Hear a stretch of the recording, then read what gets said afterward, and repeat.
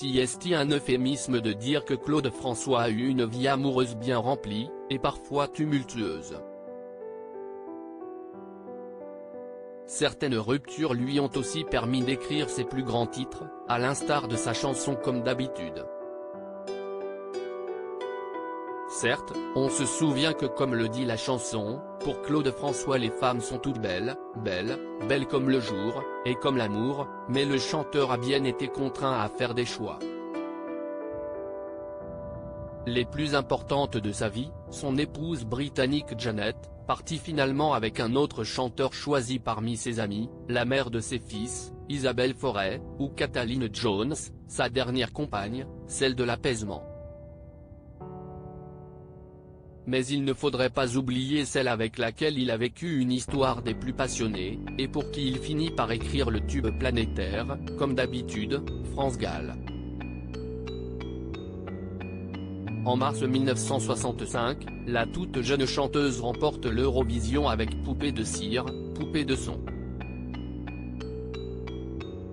En 1968 elle livre l'histoire de leur idylle, et raconte comment elle a filé en coulisses pour appeler son amoureux et lui faire part de cet immense bonheur. Mais à l'autre bout du fil l'accueil que lui réserve Claude François est glacial.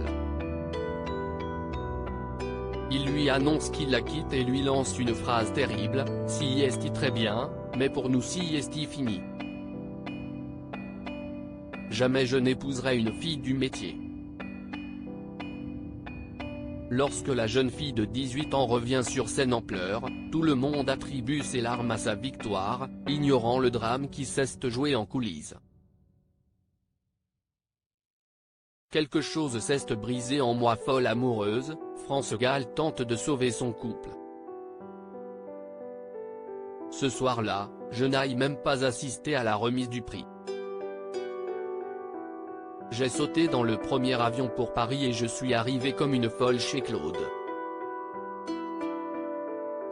Pendant 15 jours, nous sommes restés fâchés. Si est moi qui ai flanché la première. Je suis allé le voir.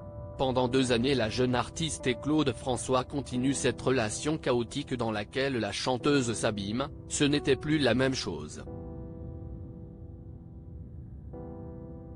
Il nous arrivait de nous disputer pour des petits riens, reconnaît-elle avant de livrer l'objet de leur dernière dispute, une danse avec un garçon dans une boîte cannoise.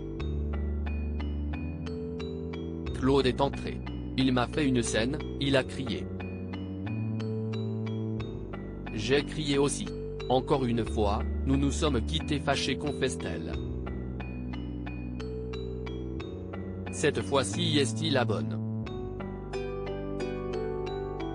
Quelque chose s'est brisé en moi et j'ai décidé de trancher les derniers liens qui nous unissaient l'un à l'autre.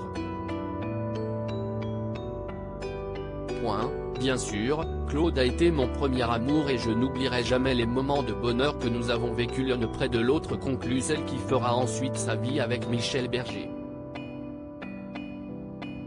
Claude François aura toutes les peines du monde à l'oublier et écrira comme d'habitude, un chagrin d'amour devenu l'hymne des cœurs brisés à l'échelle planétaire.